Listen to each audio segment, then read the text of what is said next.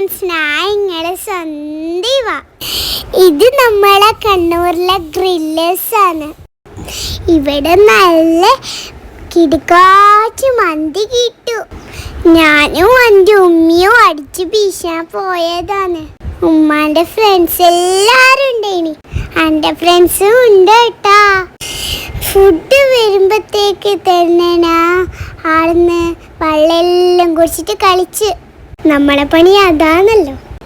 ഈ കൂളി ഗ്ലാസ് വെച്ചത് സുന്ദരിക്കുട്ടി ആരാന്നറിയോ? കുട്ടികൾക്ക് മാത്രം നല്ല സൂപ്പർ പ്ലേറ്റ് ആണ്.